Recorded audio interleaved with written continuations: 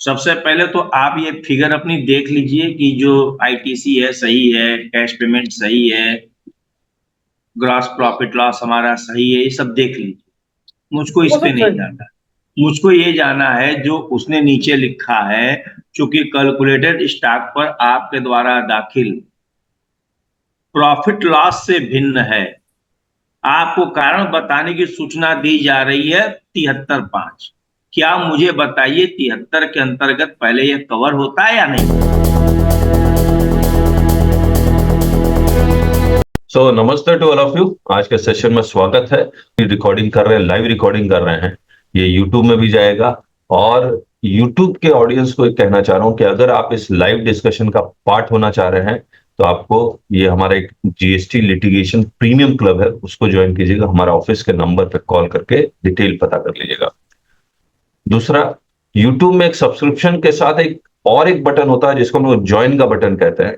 उस ज्वाइन करेंगे तो उसमें जीएसटी के सारे कोर्स हमने अपलोड किए हुए हैं, तो उसको भी आप एक्सप्लोर कर सकते हैं। लेकिन ये अच्छी बात है कि हो पा रहा है। नहीं नहीं, आप कर देंगे सर। 42 43 जैसा आसान बना दिया आपने हाँ।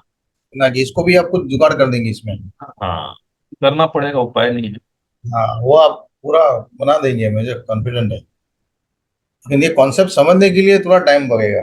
हाँ, अब जैसे आई आई ए आई बी आई सी एकदम तुरंत अब ऑन पे दिमाग में है कि क्या है। हम्म। ओके सर, ठीक है। चलिए अनिमेश, यस सर। और कोई नोटिस दे जितना रियल दो एस्टेट। नोटिस भेजे थे ना सर, दो नोटिस जो एक मिनट। शनिवार रियल को भेजे थे, हाँ, डिस्कस रियल में। एस्टेट का जो नोटिस है वो जितना हम लोग देखेंगे उतना सीख पाएंगे। तो अभी हमारे यहाँ जो रियल लेकिन एस्टेट नोटिस तो सही आना चाहिए ना, नोटिस भी अल्लम गल्लम आता है। अभी आता ही नहीं है सर। जो हमारे यहाँ बिहार में नोटिस आ रही है, दो तीन हाँ, पॉइंट पे ही आता है वो लोग। 80 या 20 वो टर्नओवर का बस। ये वाला Abhay Indian. Yes sir, yes sir. अब देखिए इस नोटिस को देखिए, अभय इंडियन। स्क्रीन से रखिए जैसा। अच्छा अच्छा। भी नहीं है सर। जबरदस्त कैलकुलेशन किया है अब सर। कहाँ से? 18-19 का 13B99C2A का अनुशीलन किया गया। अनुशीलन का मतलब देखा गया। दाखिल विवरणों की निम्न निम्नलिखित तथ्य पाए गए। स्टॉक एनालिसिस, प्रॉफिट, इसका ऑडिट हुआ था क्या? नहीं, कुछ नहीं, सीधा एजुकेट अभी भेजा है बस। वन के D profit and loss account में आपके द्वारा दर्शाए गए स्टॉक एवं आपके क्रेडिट लेजर तथा टैक्स रिटर्न्स के संगनित स्टॉक में अंतर प्रदेश हो रहा है, इसका संगणना नीचे दिया जा रहा है। Credit ledger balance, cash payment, gross profit है। प्रॉफिट एंड लॉस से ग्रॉस प्रॉफिट ले रहा है। टोटल, ये तो कोई रेशियो वेशियो निकाल रहा है। रेशियो क्या निकाल रहा है? 9 बैलेंस शीट रख लिया, 9C रख लिया, 3B1 रख लिया, उसका डिफरेंस देख रहा है। नहीं तो वो निकाल रहा है कि आप पे 61 लाख होना चाहिए। अरे हवा में थोड़ी करेगा। अच्छा, मेरा स्टॉक वो बोल रहा है ज्यादा होना चाहिए, हम बुक्स में कम दिखा रहे, तो सप्रेशन कैसे हो गया? वो तो कह रहा है कि बिका ही नहीं माल आपका, स्टॉक ही है आपके पास। रुक जी, ये बेसिकली ऑडिट कर रहा है और कुछ नहीं। ऑडिट में भी सर जो ये लेगा, जो फॉर्मूला ये सब, वो अपने मन से कैसे ले लेगा? वही ऑडिट मैनुअल में हमको याद आ रहा है कि ये लोग कुछ कुछ कैलकुलेशन किया हुआ है हाँ। ये ratio analysis of database, work out some of the important financial ratios as mentioned.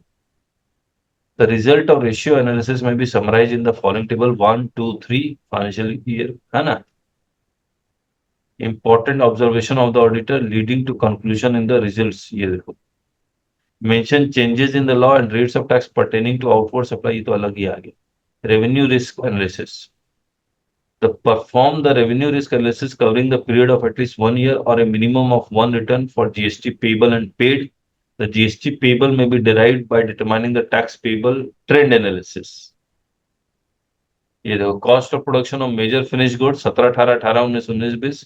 quantity of inputs consumed in the production of finished goods, value of inputs, value of outward supply, difference, job work, inter-unit transfer, gross profit versus sales. फिर production, this, input output norms as per norms, तो important. Ratio है, ये सब ratio निकालने के लिए है। हाँ, तो ये बैक कैलकुलेशन करके इसी में दिमाग लगा के ये लोग बैक कैलकुलेशन के लिखा है तुम। और मतलब हम वही तो कहे, ऑडिट हुआ है क्या? ऑडिट तो हुआ नहीं है। जब ऑडिट हुआ नहीं है तो ये अपने डेस्क पे बैठ के ये कैलकुलेशन किया है और कुछ कुछ निकालने का कोशिश किया है। अब ये तो मैनुअल है, ये अलाउड है या नहीं है, ये एक बार सोचना होगा।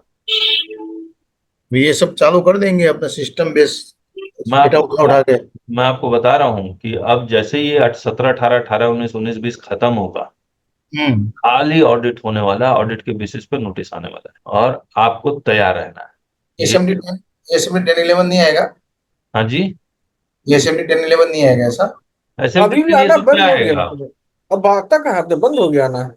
एसएमटी 10 ये सब हाँ, अब तो काम ही हो गया एक तरह से। आप कितना हाँ। आप रिटर्न भरने में थोड़ी गलती करते हैं, खाली ऑडिट होगा। ये देखिए, goods list of major examine selected creditors account services input service, पता नहीं जा रहे हैं। ये देखिए रेशियो एनालिसिस,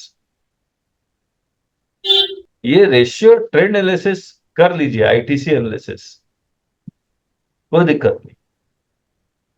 लेकिन इसको करने के बाद आपको लॉ तो अप्लाई करना पड़ेगा ना। Sales income and GST payment, estimated sales value calculated from GST payment particulars, देख लीजिए कैसे बैक कैलकुलेशन कर रहा है। मुझे तो लगता है ये, और हाँ कहिए, ये जो कैलकुलेशन है, क्रेडिट लेजर बैलेंस निकाल लिया, cash payment, gross profit, total turnover, क्योंकि कैलकुलेटेड स्टॉक आपके द्वारा दाखिल पीएनएल में से भिन्न है, आपको कारण बताने की सूचना दी जा रही है केंद्र बिहार माल देश। नहीं सर, मेरा एक पॉइंट है यहाँ कि मान ली स्टॉक कह रहा है वो ज्यादा होना चाहिए, हम दिखा रहे प्रॉफिट लॉस में कम है, तो ये टैक्स सप्रेशन कैसे हो गया? बिका ही उनके अनुसार, तो बिका ही नहीं। नहीं, आपको क्या किया मालूम है?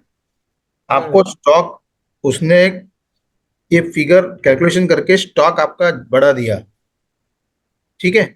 हाँ। बढ़ा दिया और आपने क्या किया, स्टॉक कम दिखाया, मतलब अपना स्टॉक आपने गायब कर दिया विदाउट जीएसटी, ये सब बोलना चाहता है। नहीं नहीं, आप ये सुनिए सुनिए मेरी बात, इसका हाँ। इसका इसका इन्फ्रेंस यही होता है। अच्छा, लेकिन ये गैस एजेंसी है, ये सिर्फ गैस गेस वर्क की है, का, गेस वर्क की है, ये गेस वर्क पे कभी टैक्सेशन नहीं होता है। ये इंडियन गैस एजेंसी है। तो इसमें तो इंडियन गैस एजेंसी में तो एक एक चीज स्टॉक में रहेगा। हाँ, दूसरी बात वो, मतलब ये परचेज ऐसा होता ही नहीं कि मार्केट से खरीद ले, कंपनी से ही परचेज होता है, टैक्स पेड सारा ना। हम्म वो बाहर आउटसाइड नहीं खरीदते हैं, कंपनी से बिलिंग होता है। सर उसमें गैस चूल्हा वगैरह जो है वो बाहर से खरीदता है। कितना कंपोनेंट होगा साल भर में?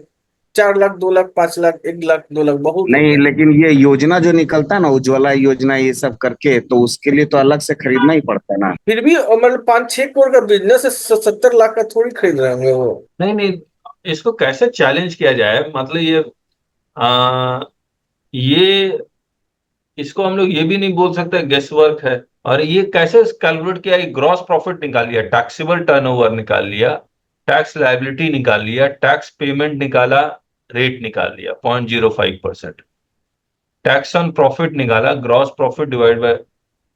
ये गलत निकालना है सर ना, टैक्स ऑन प्रॉफिट ये सब। उसका कहना है कि आपको टैक्स इतने पे देना चाहिए, ये नहीं 27 लाख ये सब। मतलब मार्जिन पे टैक्स मांग रहा था कि देना चाहिए था आपको कैश में, कंपोनेंट में। होता है ना, परचेस के बाद सेल का वैल्यू बढ़ता है ना, तो वो वैल्यू पे टैक्स तो आप देते ही है ना। लेकिन सर देते जो एक जोड़ी नहीं लगे, इनिशियल स्टेट में हम टैक्स देंगे जब मतलब क्लोजिंग स्टॉक का इनपुट पड़ा हो, तो वो तो आगे फर्दर बिजनेस में जब चलेंगे हम लोग, तब वो धीरे धीरे कैश कंपोनेंट में कन्वर्ट होगा। अगर मेरा क्लोजिंग स्टॉक बचा है, उसी इनपुट को यूज कर लेते हैं मार्जिन का टैक्स देने में। First year, second year, third year कहाँ टैक्स देंगे हमको? फंसा फंसा रहा है आपको। वो सोच रहा है कि मार्जिन का पैसा कैश में होना चाहिए, क्यों होगा? अगर इनिशियल स्टेट में मेरा क्लोजिंग स्टॉक का टैक्स है, वो एडजस्ट हो जा रहा है, और जो स्टॉक बचेगा बाद में फ्यूचर में वो टैक्स पेड हो जाएगा, उस पर टैक्स देना होगा। अभी भी थोड़ा कैलकुलेशन समझ में नहीं आ रहा, बैठ नहीं रहा है। वो यहाँ पे नीचे से आके ना कुछ एजम्पशन लगा रहा है खुद से खुद। कहाँ हमको एक बार कैलकुलेशन समझाओगे? जैसे ये ग्रॉस प्रॉफिट समझ में आ गया, हाँ, टैक्सेबल टर्नओवर भी समझ में आ रहा है, क्रेडिट लेजर बैलेंस, अच्छा आईटीसी का बैलेंस और उसका कैश पेमेंट। इससे कोई मतलब नहीं है सर, लेजर छोड़ बैलेंस कैश पेमेंट से कोई दो। हाँ, मतलब नहीं है। ये ग्रॉस प्रॉफिट से अगर शुरू करते हैं, ये ग्रॉस हाँ, profit, taxable turnover, tax liability, tax liability output tax हो गया, हाँ आउटपुट टैक्स हो गया, और ये output tax divided by taxable turnover कर दिया, और वो 5% का ही आइटम है। और वो 5% का आइटम है, 5% आ गया। रेट लिखा है, इसका रेट 5% वाला है। रेट निकाला, रेट ठीक है, 5% रेट है इसका। ग्रॉस प्रॉफिट पे इतना टैक्स आना चाहिए, ऐसा बोल रहा है वो। और tax on profit paid through cash and ITC of stock, ये क्या निकाला? ग्रॉस ये अजम्पशन कर रहा है, ये गलत लाइन है एकदम लैंग्वेज, कि ये वो कह रहा है कि gross tax, profit into PNL account, इसको इससे मैच मल्टीप्लाई क्यों कर रहा है? ये कह रहा है कि इतना पैसा आपको कैश में आना चाहिए आईटीसी मार्जिन का, जो नहीं बोलते मार्जिन का नहीं नहीं, टैक्स। क्या कैश में नहीं है, ये कह रहा paid through cash and ITC of stock. हाँ, कैश और आईटीसी मिला के इतना आना चाहिए, टैक्स होना नहीं चाहिए, इतना आना चाहिए था, हाँ टैक्स इतना होना आना चाहिए था। ठीक है, अभी आगे चलिए। मतलब ये कह रहा है ये ग्रॉस प्रॉफिट को 5% से मल्टीप्लाई कर दिया है ना? हाँ हाँ हाँ, हाँ, हाँ, ग्रॉस प्रॉफिट को 5% से क्यों मल्टीप्लाई किया? Rate of tax. क्योंकि ग्रॉस प्रॉफिट आप जो देते हो वो जो वैल्यू एडेड है, ग्रॉस प्रॉफिट जो है वो वैल्यू एडेड पर टैक्स देना है आपको 5%, उसका निकाल दिया, इतना अमाउंट आप आईटीसी और क्या से मिला के देना चाहिए। सर इस लाइन में ही ना, यहाँ पे मैं कैलकुलेटेड कुछ बोलूं स्टॉक एज सर? पर। हाँ जी सर, बोलिए बोलिए। सबसे पहले तो आप ये फिगर अपनी देख लीजिए कि जो आईटीसी है सही है, कैश पेमेंट सही है, ग्रॉस प्रॉफिट लॉस हमारा सही है, ये सब देख लीजिए। मुझको इस वो पे सब नहीं सही। जाना, मुझको ये जाना है जो उसने नीचे लिखा है, चूंकि कैलकुलेटेड स्टॉक पर आपके द्वारा दाखिल प्रॉफिट लॉस से भिन्न है, आपको कारण बताने की सूचना दी जा रही है 73.5। क्या मुझे बताइए 73 के अंतर्गत पहले यह कवर होता है या नहीं? मैं तो उसके सीट पे जा ही नहीं रहा हूं। मैं आप लोगों को कुछ कॉन्सेप्ट बताता हूँ, ये वाला कैसे आया मैं वही बता रहा हूँ आपको। मान लीजिए सेल प्राइस 100 है, परचेज प्राइस 80 है, प्रॉफिट 20 है, 5% 20 का ₹1 आएगा, करेक्ट है ना? यस यस सर, यही है। अब वो ये कह रहा है ₹1 आना चाहिए, हाँ लेकिन आपने दिया है सिर्फ 80 पैसा। यहाँ भी सर वो नहीं आ रहा है वो। सर इस लाइन पे ही ना, calculated stock as per credit ledger एक S1। मिनट एक मिनट एक मिनट, पहले हमको ना यहाँ तक ये चीज समझने दो, ये कहानी। अब जो सर, इस जीएसटी काम ये कैसे जो करता है, जीएसटी काम ये कैसे? जो 20 पैसे, सर ये जो 20 पैसे का डिफरेंस है, उसमें तो मेरा एक्सपेंसेस भी है ना, जो किसी कितना जीएसटी पे होगा, कितना नॉन जीएसटी रवि में नारायण जी, होगा। रवि नारायण जी, ये परचेज प्राइस प्लस एक्सपेंसेस सब है इसमें। हाँ अब मैं ये ₹1 दूसरे तरह से कैलकुलेट करता हूँ। ये अगर टैक्स रेट यानी कि sale price minus purchase price into tax rate, यही है ना? ग्रॉस प्रॉफिट का, हाँ। तो sale price into tax rate लेकिन minus purchase price into tax rate, correct है? सर यहाँ फॉर्मूला अधूरा है। से आपको सेल प्राइस की जगह कॉस्ट ऑफ गुड्स से लेना पड़ेगा, नहीं तो फिर क्लोजिंग स्टॉक और ये ओपनिंग और स्टॉक का यहाँ लेना पड़ेगा, तब ट्रेडिंग का जीपी निकलेगा। जीपी सिर्फ सेल परचेस से नहीं निकल सकता। एक मिनट, इसको बाद में देखते हैं, पहले ये वाला कॉन्सेप्ट समझ लेते हैं। तो sale price into tax rate यानी कि 5% ऑफ 100 कितना होगा? ₹5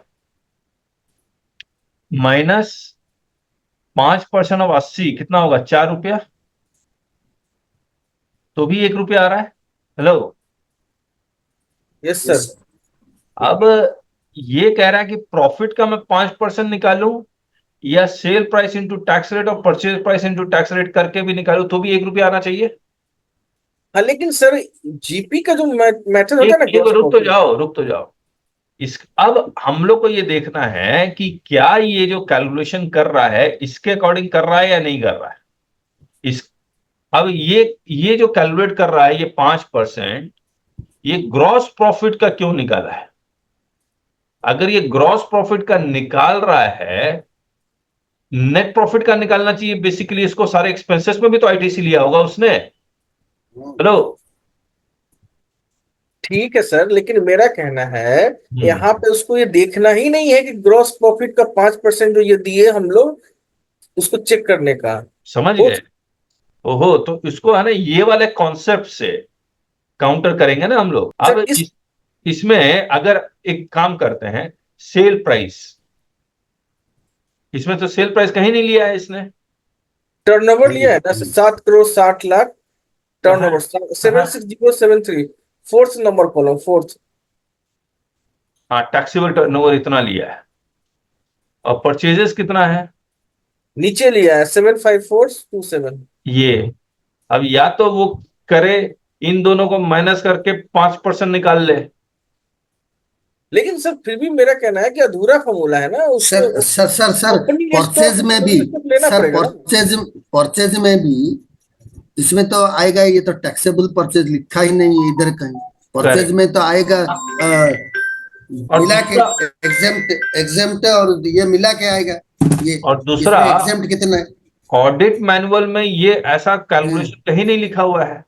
हाँ कहीं नहीं क्या है सर। सर इस कॉलम में आइए ना, जो 1 करोड़ 31 लाख निकाल रहा है। हाँ ये तो बैक कैलकुलेशन कर लिया। हाँ ये बैक कैलकुलेशन कर लिया परचेज रेट परसेंटेज से। मेरा कहना है कि ये गलत किया ना सर। ये आईटीसी बिल्कुल गलत किया। आईटीसी यूज इनको क्यों करेगा? क्लोजिंग स्टॉक वही रहेगा जिसका आईटीसी बचा हुआ है। ये तो पूरे ईयर का परचेज निकाल देगा इस तरह से कर रहेगा तो। ITC use in paying profit. इसका काउंटर कैसे किया जाए? इसके फॉर्मूला में जितना भी गलतियां हैं वो निकालना पड़ेगा। ये गलत लगा इसमें रहा है। देखिए 73.5 यानी कि आप सेल्फ असेसमेंट टैक्स गलत किया है बोल के ये लगा रहा है 73.5 में। और ये मुझे लगता है ये वैट के जमाने में जैसे ऑडिट होता था ना, वही सिस्टम अप्लाई कर दिया। वही सिस्टम। मैं तो ये बोल रहा हूँ जो परचेज है इसमें तो एग्जेम्प्ट भी होगा ना। हाँ, एग्जेम्प्ट होगा नहीं होगा वो तो खैर मान के चलिए नहीं होगा। गैस एजेंसी में आता है सर एग्जेम्प्ट कुछ कुछ। सर ये जो डिफरेंस निकाल रहा है ना ये सर, हाँ वो कुछ भी डिफरेंस नहीं है सर। ये तो वो केवल आप P&L अकाउंट जो बनाया, ऑडिटेड जो बैलेंस शीट बनी हुई होगी ना, हाँ उसमें जो क्लोजिंग स्टॉक आ रहा है, हाँ तो भला आदमी उस स्टॉक को ना लेते हुए जो आईटीसी 31 मार्च में बैलेंस रह गई है उसका क्लोजिंग स्टॉक निकाल रहा है उस आईटीसी से, जबकि वो आगे ये है उसमें फॉर्मूला, यही तो निकाल रहा है वो। लेकिन और ये ऐड नहीं करना है ITC use in paying profit part of tax. नहीं मुझे बोलिए, अगर ऐसे फॉर्मूला से निकल रहा है उसमें तो 12% का है, 5% का है, कैसे हाँ निकल है, चूल्हा पे है, स्टोव पे है। नहीं, पर ये फॉर्मूला इसलिए नहीं लगेगा ये फॉर्मूला, क्योंकि वो टैक्स आगे पीछे तो पे हुआ होगा ना। हाँ तो ये तो उसको उसमें भले ये आदमी कैसे को फिट होगा? नहीं, उसको ये समझाना चाहिए सर, आप ये इस ईयर में जो एप्लीकेबल कर रहे हो सर, इसका पे मान लो हमने आगे पीछे किया हो, फिर ऐसा थोड़ी होता कि आपने हमारा स्टॉक जो बुक्स में लिखा हुआ है उसको ना मान के आप हमें आईटीसी से कैलकुलेट कर रहे हो। केवल उसने सर आईटीसी में जितना स्टॉक बन रहा है आईटीसी के हिसाब से, और बुक्स में जो स्टॉक है उसको प्लस माइनस कर रहा है वो, बस मैं जहां तक समझ पा रहा हूँ। आईटीसी को ही बैक कैलकुलेशन से करके निकालना चाह रहा है। नहीं, ऐसा होता नहीं है। ऐसा वो टैक्स तो इस पे पे किया होगा ना हमने, जो हमारे जो बैलेंस शीट में स्टॉक रह जाता है ना, वो बैलेंस पे स्टॉक पे कहीं ना कहीं तो टैक्स अपन पे करते ही है ना आगे पीछे। ठीक बात है। ऐसे थोड़ी होगा मतलब इसको काउंटर करने का सोचना होगा सर। इसके आगे पीछे की एक सिंपल सी बात ये है, हाँ आप इतना फार्मूला देख क्यों रहे हैं? हाँ, सबसे पहले तो ये लिखना पड़ेगा कि जिस व्यक्ति ने ऑडिट की, ऑडिट वो हुआ ही इसका नहीं इसका। नहीं मेरी बात सुनो। हाँ प्रॉफिट लॉस बैलेंस शीट जिसने बनाई हाँ वो उसकी डिग्री होल्डर है, उसका मास्टर है। जो सीए होगा, ठीक। हाँ। क्या आपके पास अंकेक्षण की कोई डिग्री है जो आप ऐसे देख रहे हैं? नंबर 2, आप 73 में जब इसको ले जा रहे हैं तो नॉट पेड शॉर्ट पेड कहाँ आपको दिखाई दे रहा है वो बताएं। Tax not paid short paid कहाँ है ये बताएं। 73 में तो ये लिखा है ना, टैक्स नॉट पेड और शॉर्ट पेड। जो R1 में, 3B में, 9 में, 9C में जो मैंने दे रखा है उसमें कहाँ पर शॉर्ट पेड है वो बताएं आप। अच्छा राजेश जी, अब आप ये कह रहे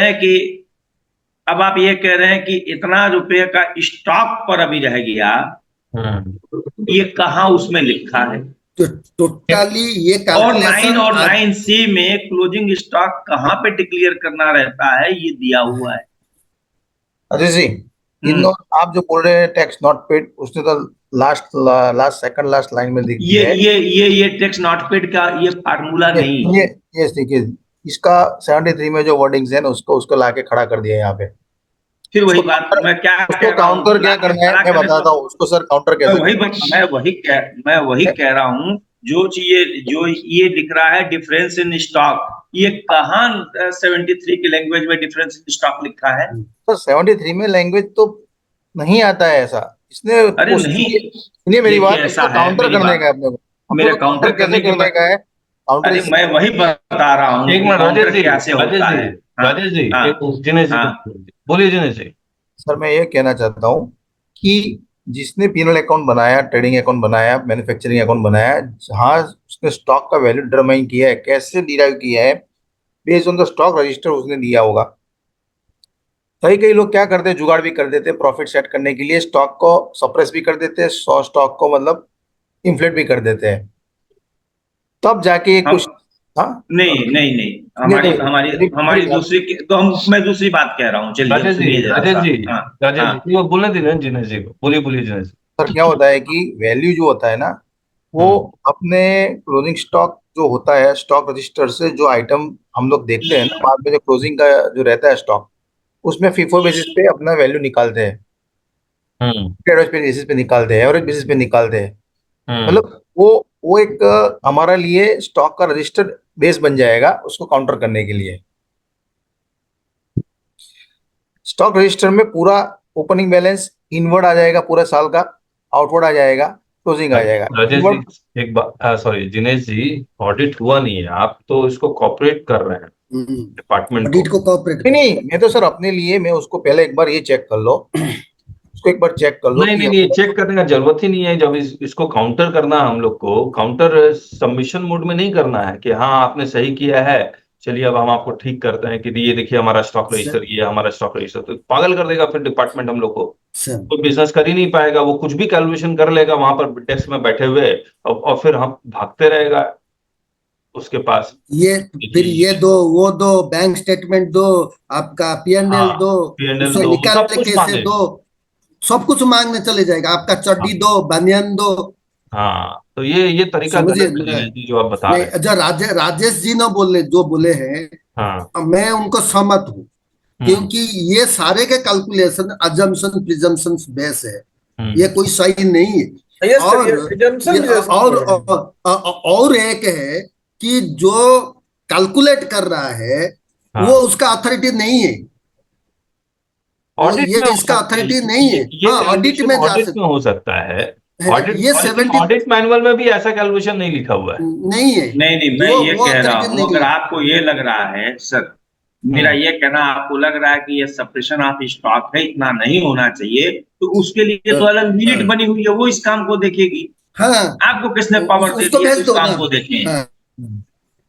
वही उसके लिए तो आपके पास है ना इन्वेस्टिगेशन विंग्स, उनके यहाँ INS 10 लीजिए, जाके छापामारी करिए, कौन रोका है उसको? यानी कि आप ये जो कैलकुलेट करके चार्टेड अकाउंटेंट के सर्टिफिकेट पर क्वेश्चन मार्क खड़ा कर रहे हैं आप। ये तो ऑडिट वाले को भी अधिकार नहीं है कि बैठ के आपका फिजिकल स्टॉक वो गिने और बताए कि इतना स्टॉक में इतना स्टॉक है। ये तो पूरे ऑडिट वालों को भी अधिकार नहीं है। पूरे ऑडिट मैनुअल में साफ लिख लीजिए कि कहीं वो गिन के देखेगा क्या कितना स्टॉक है। फिजिकल स्टॉक लेगा क्या? कहीं नहीं लिखा फिजिकल स्टॉक वो लेगा। ये देखिए स्टॉक वेरिफिकेशन सब ऑडिट का काम है। ये सर, ये स्टॉक वेरिफिकेशन जो है वो बुक्स से ही करेगा, न कि मौके पे पहुंच के उसकी स्टॉक की इन्वेंट्री बनाएगा फिजिकली कैलकुलेट करके। ये ऑडिट का वर्क नहीं है। उसके लिए एक अलग विंग है जांच वाली, जो INS 01 लेके जाएगी, उसके यहाँ वो देखेगी उस दिन कितना शॉर्ट है या कितना एक्सेस है। अनिमेश जी, चलिए मेरा ये कहना है। कल मिलते हैं, कल नोटिस डिस्कस करेंगे। अनिमेश जी, इसमें कोई एग्जाम्पशन वाला स्टॉक है? इसमें नहीं, कोई एग्जम्पशन का स्टॉक नहीं होता है गैस नहीं है। एजेंसी में। नहीं, मतलब अगर साथ में कुछ किया होगा तो मैं पूछता हूँ। नहीं केवल कुछ नहीं है, केवल आउटवर्ड सप्लाई जरूर एग्जम्पशन की होती है कि जहां वो माल पहुंचा के देता है कंबाइन में उसके खर्च, बाकी कुछ नहीं होता पेट्रोल टंकी में एग्जम्पशन। चलिए फिर कल मिलते हैं, है ना? Okay then, bye bye.